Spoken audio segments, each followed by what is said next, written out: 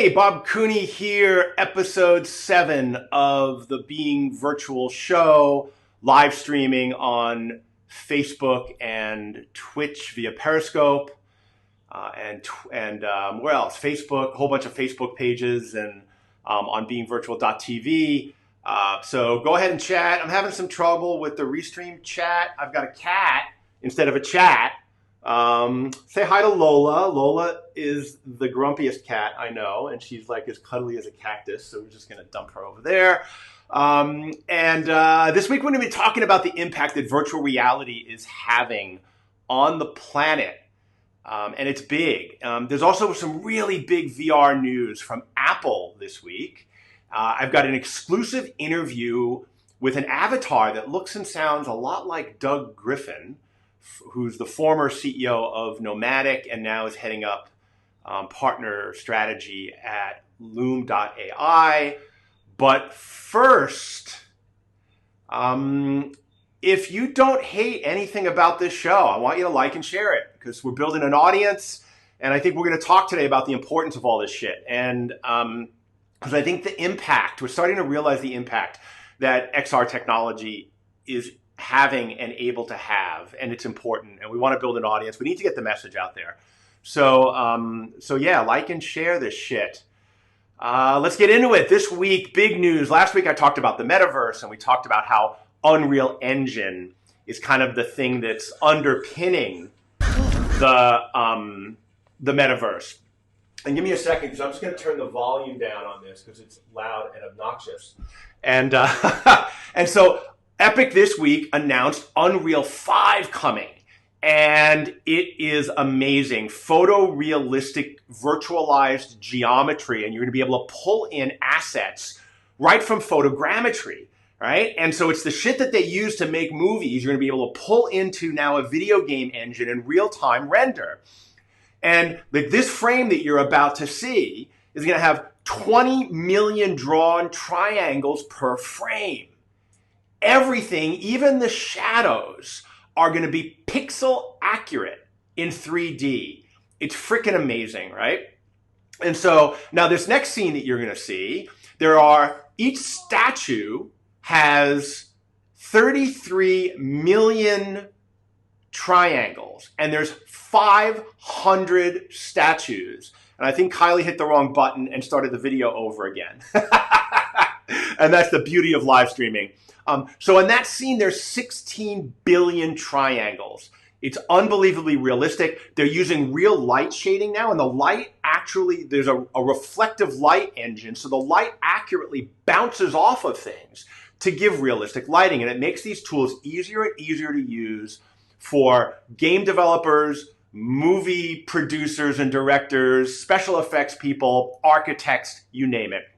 And this is all done on a PS5, which is coming end of this year, early next year. And we know PSVR is coming as well. So you're going to have these types of experiences in VR in the next 18 months. And it's going to be amazing. Now, Samsung this week announced that they're rethinking their immersive video distribution strategy, and they're pulling all of their content apps off of the VR marketplaces. And they were quoted as saying, Gear VR is no longer available. We remain engaged with the ecosystem, and we're exploring the potential of mobile AR and volumetric technologies. Now, a lot of people were waiting for Samsung to come out with a next version of their Odyssey headset, possibly on the Windows MR platform. And we're not really sure, but this sounds like it could be a signal that they're actually pulling out of VR, and as a mobile phone company, they're going to be focusing more on AR, but we'll have to wait and see what it really means. Now, speaking of mobile phone companies doing stuff with AR, iPad Pro released earlier this year with a LiDAR camera, and it's widely expected that the new iPhone 12, which should launch this fall, as all the new phones do, will also have the same sensor. Now, what it allows you to do is it actually has a 15-foot range on depth sensing, which means that you can go in and do hyper accurate AR experiences on an iPad and soon on an iPhone. And so if you're a game developer, your characters will be able to sense the real objects in the room and move and manipulate themselves around them. If you're an architect, you can literally scan a room and have a photorealistic version of it in a matter of minutes. It's fascinating technology, and we're still looking for consumer applications for it. Now, Tim Cook's really high on this, but the reality is that this is the third or going on the fourth version of their AR kit platform, and there's still no clear consumer use cases.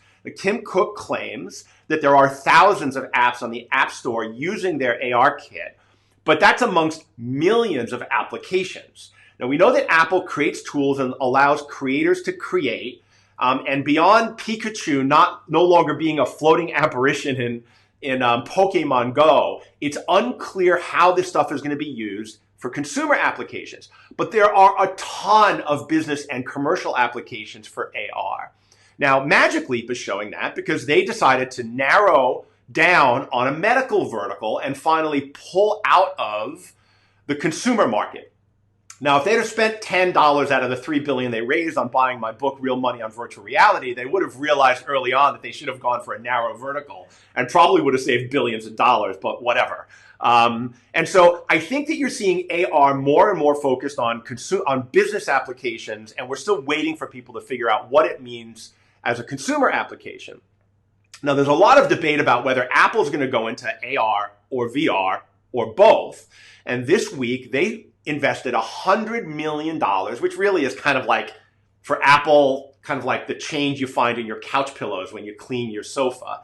But they bought a company called NextVR. And NextVR had a lot of technology, including about 36 patents, on streaming 3D 360 video. And they had contracts with a lot of the big sport, the sports like the NBA, and they showed the NBA finals in 3D 360 VR.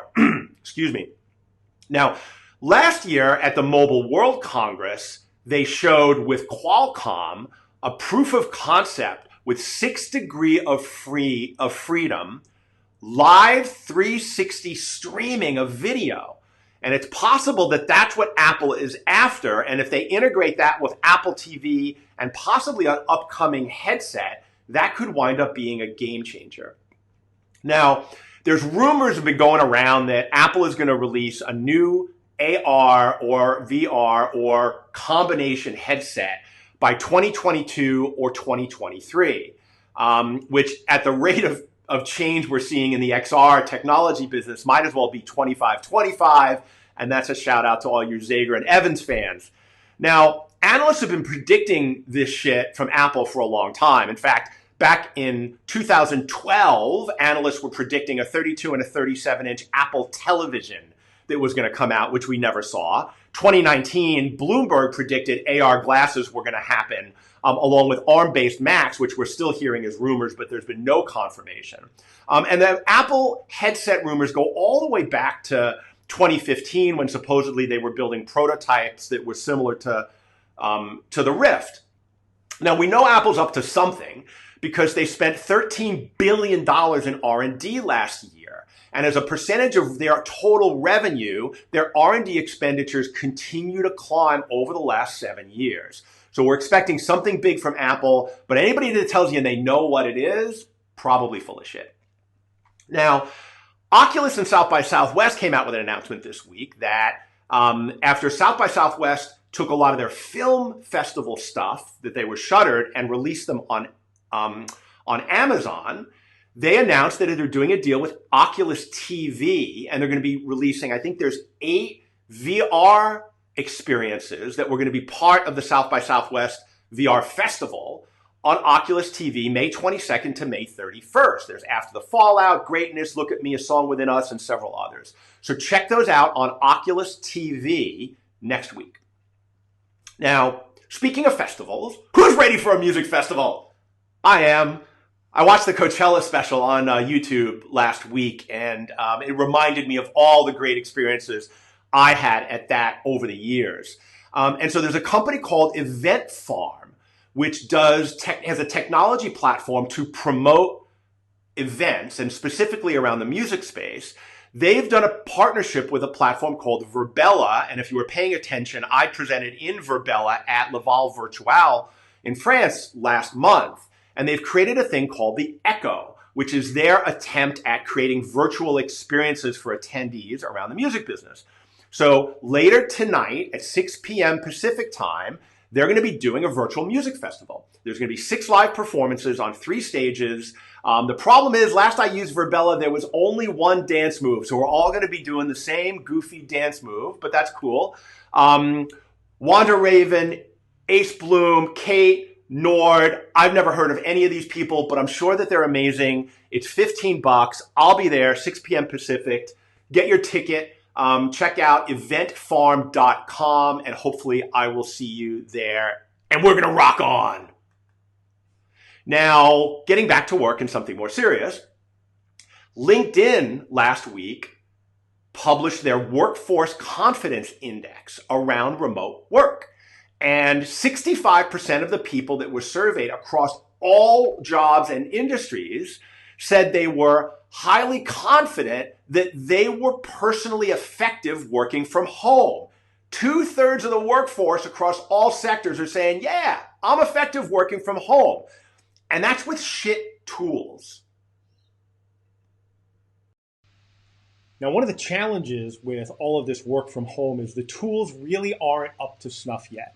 And last week we talked about this thing called Zoom fatigue, where we're spending all day in Zoom meetings and we're getting exhausted. And we're going to talk a little bit about that with Doug Griffin, who's the Vice President of Partnerships and Strategy at Loom.AI. Now, I'm actually coming to you right now from the Loom app, Loom Live, and I created this avatar of myself in the Loomi app on the iPhone.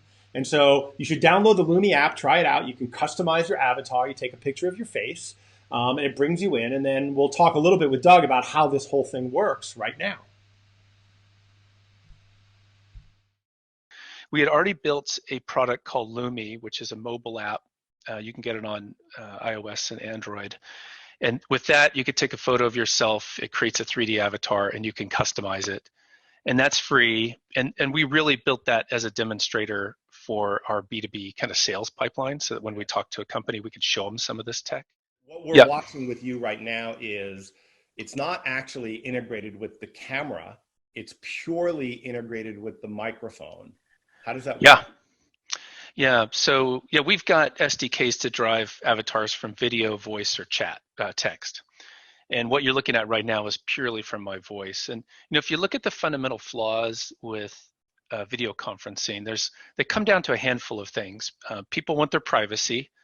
Not many people have the beautiful office you see in my background right now, and they don't want to show their home office on camera when they're dirty laundry. Exactly, and the kid running behind them. They're worried about their appearance. Millions of people right now want to get on video conference in their PJs, and so we allow them to do that. Generally speaking, if you're on a video call, your gaze is not directly at the camera, really, and therefore yours is great right now. You're doing a fantastic job. And I'll tell you, as a presenter, I do this for a living, right? I've been presenting live and on video for decades. And without a teleprompter, it's impossible to keep your gaze at the camera. I want to look at you. And it comes across. It's really hard to do.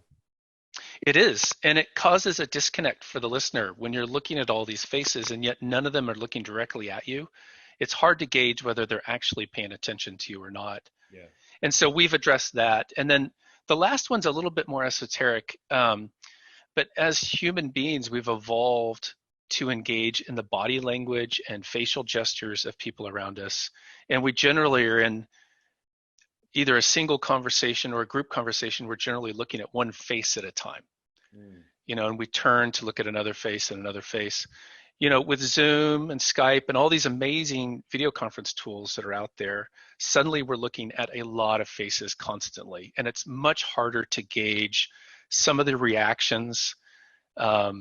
You don't see the body language as much, and it's very off-putting for people. And there's a term some people use, they call it Zoom fatigue, because Zoom's so popular right now. And so what's happening is our brains are trying to process 2, 3, 4, 5, 10 times more information in a scene that we're actually wired to process. Is that kind of what's happening? Exactly. Yep.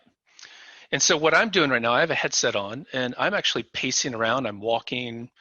I could take notes. I can lay back on my couch. You could be on the toilet. I could be on the beach. I'm not going to comment whether that is true or not. That's awesome, because oftentimes I do these long interviews and I'm drinking coffee, and at the end I'm like, I really gotta go. I'm busting for a pee. Yeah, so this is really, this is really good for listeners. A lot of these times you're on a call with a lot of people and you need to listen in, but you don't need to speak. It's a great way to take your eye off the monitor for a while. Maybe you can take some notes. Maybe you can multitask, answer a few emails, that sort of thing.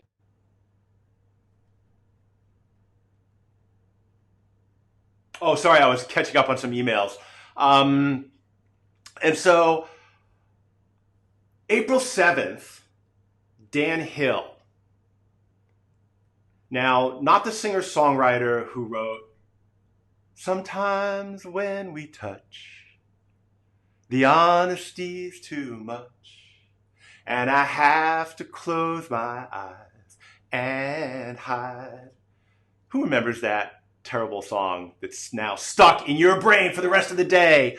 Anyway, I'm talking about Dan Hill, the director of strategic design for the Swedish government, and he's a top writer on climate change. And he wrote a Medium post entitled "An A/B Test on Our Way of Life." Now, what's an A/B test? An A/B test is something that in a science experiment, you might change one variable and see what the difference in the outcome is. In digital marketing, we use it to try to figure out what subject headers work in emails, or which Facebook ad images might work better, right? And it's a way of comparing different things. And so a couple of weeks ago, I interviewed Dave Snowden, who's one of the world's leading experts in managing complexity. And he talked about how the coronavirus is kind of an A/B test on our way of life.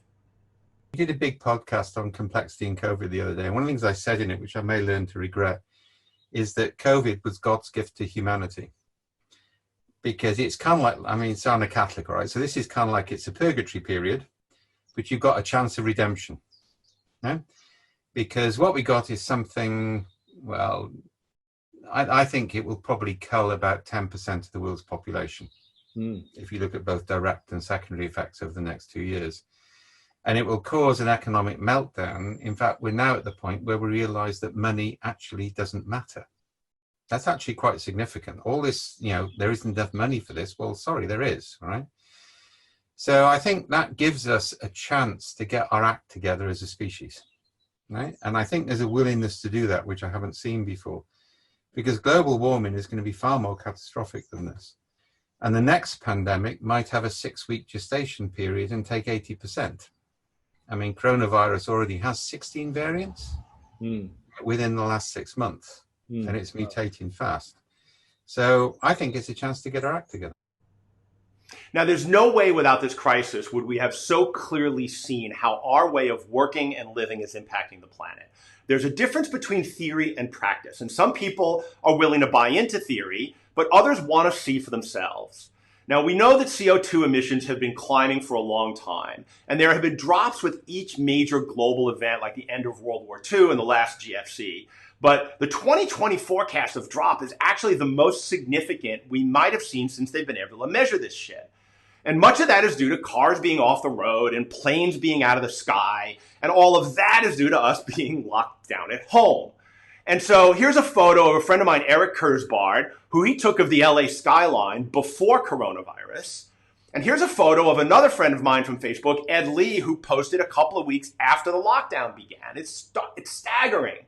Here's a picture of the Himalayas from India, which you've never been able to see. And the same thing from China, which has been noted for horrible air pollution. If you've ever been there, you can barely see your hand in front of your face. And the water is apparently running clear in the canals in Venice. And so not only do we dump tons of pollution and carbon in the air from commuting, we lose almost $750 billion a year in lost productivity globally. And we spend almost $800 billion a year in rent for office workers. There's 150 million office workers in the US alone, 86% of who sit there in front of a computer all day, which is about 150 square feet per person. There's 20 billion square feet of office space, right? It's almost $1 trillion we spend on rent to house people sitting there working on computers. Now, there's a ton of research that's coming out that shows that less time in the office actually makes us more productive. There was a UK study that showed that we actually only work 3 hours a day when we're in the office anyway, from a productivity standpoint, because we spend all day, on smoke breaks and water cooler breaks and looking at Facebook and chatting with friends. There have been a couple of 4-day work week studies. One came out of an insurance company called Perpetual Guardian in New Zealand, where they had 240 employees, and they worked with local universities, and they found that there was lower stress, higher job satisfaction, and better work-life balance. And then Microsoft in Japan last year did a test with 2,300 office workers and found a 40% increase in sales per worker and a 23% reduction in energy usage by going to a 4-day work week. Now, there's this concept of a cyclical working strategy that's being promoted by a guy named Keith Wilson. Howdy, hey neighbor, who's a professor at the Imperial College of Chemical Biology and Healthcare in London. Now, I'm sure that he says this with an air of authority and a great British accent, but he's basically published this concept of how we get back to work in the coronavirus pandemic, where we go to work for 4 days in the office, and then we work from home for 10 days to see if we've been exposed, because the 10 days covers most of the incubation period. And if we exhibit symptoms, we don't go back into the office. And so companies are looking at how are they going to change the way we work. Now, Google and Facebook first came out and said, we're going to extend work from home at least to the end of the year. And then JP Morgan and Amazon and Capital One and Microsoft and Zillow and all of these other companies basically jumped in. Rich Handler, who's the CEO of Jefferies and Company, which is an investment bank, said work and office are no longer inextricably linked. And then Jack Dorsey 2 days ago came out and said, if our employees are in a role and situation that enables them to work from home and they want to continue to do so forever, we will make that happen. Now, there's this Paris Climate Agreement that the US signed on to, and then Trump basically gave notice saying they're pulling out of. Now, he said it's going to cost $3 trillion by 2040 if they stay in it. And then another study said it was going to cost $6 trillion if they pull out of it. So the reality is nobody has a fucking clue what any of this shit means. And so we do nothing and we're gridlocked. But then the A/B test comes in. And CFOs are looking at how much money they can save on office space. And HR professionals are looking at more happiness for employees and better productivity. And lawyers are looking at the liability of letting people come back to a workplace in the office and the potential lawsuits that happen if somebody gets sick and God forbid dies. And then managers saying, shit, I can recruit the best talent from around the globe. I don't have to stay in the shallow, talent pool in my own backyard. And so what's happened is the economy and the environment have always been at odds. And we finally got a point where there's alignment. And that's never happened before. Now, I spoke with Jae Maloney last week, who's been with KLM for 20 years. And now he heads up their XR initiatives. Check this out. We have to do something with our environmental footprint. So what we're doing, we're looking together with our government's industries to see if we can actually use these technologies to decrease our environmental footprint, but at least still stay competitive. So I'm a manager of different people in different countries. And I have to keep in contact with these people. I have to attend various meetings and whatnot. And that means that I have to fly very, very often between Paris, between Valbonne, between Toulouse, and all these places in Amsterdam. And this is not only killing for my own personal carbon footprint, it's also very expensive financially. You're talking about flying back and forth, but you're talking about hotel costs. You're talking about lost production. So, and I'm not the only one doing this. The whole company's doing this. The whole world's doing it. Yeah, the whole world's doing it. But if I keep it focused on where we are at the moment, we're talking financially, it's costing millions every year. But now, because the old way of working has been drastically taken away, the alternatives are really starting to come on board. Now, if an airline that actually drives all of its revenue from flying people around the world is looking to VR to reduce the amount of travel that we have to endure, surely others that have bigger financial incentives to do it will be jumping all over it. And so the question is, can VR save the world? Not by itself, but it absolutely can help. Headsets are going to get lighter and more comfortable. Software applications are going to get better. User interactions are going to get more intuitive. And I'm going to keep spreading the word, and I want you guys to all do the same. So like and share this shit. Now, on Tuesday, I'm going to have a live interview, deep dive, with the original Google Glass hole, Robert Scoble. Now, for those of you that don't remember, Google Glass was the first set of smart glasses that came out, 10 or 15 years ago. And Scoble was famously took a selfie of himself in the shower and put it on social media. And I've already received some comments from some people online on social media and promoting that show about why am I bringing Scoble on the show and giving him a platform. And I want to address that right now. Now, Robert Scoble was involved in a bit of a scandal. He was working at Upload VR, and there were allegations of sexual harassment, which ultimately he owned. And he admitted his flaws and his faults. And I think he's done an admirable job of owning his behavior and making amends, or at least attempting to, and trying to do the right thing. And I believe in forgiveness. Lord knows I'm flawed. Lord knows I've made mistakes. And for those of you that haven't made any mistakes, well, I feel free not to tune in next Tuesday. Robert's the co-author of a brand new book called Infinite Retina, which I highly recommend if you're following the AR, VR industry, you pick up on Amazon. It's available on Kindle and hardcover. He also writes a blog called Scobalizer. And last week he wrote a really good blog about Burning Man going virtual and how they should hire Beyonce as a metaphor of when you're doing virtual events, you have to go really big and do something extraordinary. We're going to be talking about that, and we're going to be talking about Apple's move into VR and AR and which one it might be, and everything else AR. So bring your questions. He'll be answering them live. Also next week, we're going to be finally bringing that segment that I've been talking about now about VR and health and fitness. And we've got an interview from 6Live, Aaron Stanton from the Virtual Reality Health Institute, Jimmy Bagley, who's the San Francisco State University co-director of Exercise Physiology Lab, and listen into a quick soundbite from 6Live, who's the founder of Live streaming platform and a new product called Your. XR technology, AR and VR, will become ubiquitous with exercise in the same way that we use headphones. Now, it's going to be a great segment. Tune in Tuesday. We'll see you next Friday. And on the way out, I just want to remind those of you, well, I'll remind everybody, but this is something specifically I talk to entrepreneurs about.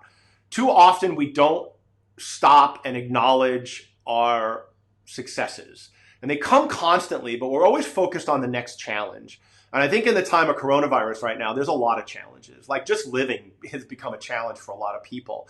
And that being said, there are little things that we can do to celebrate and be grateful every day. And so don't forget to stop and recognize those moments and smell the roses along the way. I love you all, and we'll see you on Tuesday. So it's a new year, and something I've developed a habit of doing of late is literally stopping and smelling the roses.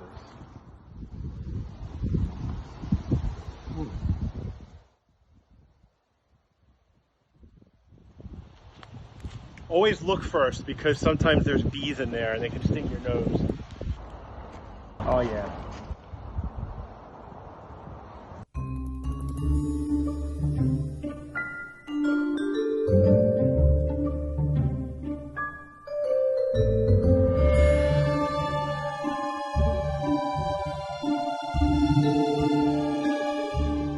That was a lot of smell for a little flower. It was, as Rocky would say, it was punching above its weight. Yeah, so just a reminder as you go through life, it's okay to stop and smell the roses, figuratively and literally. And those little thorny things, just be careful of those.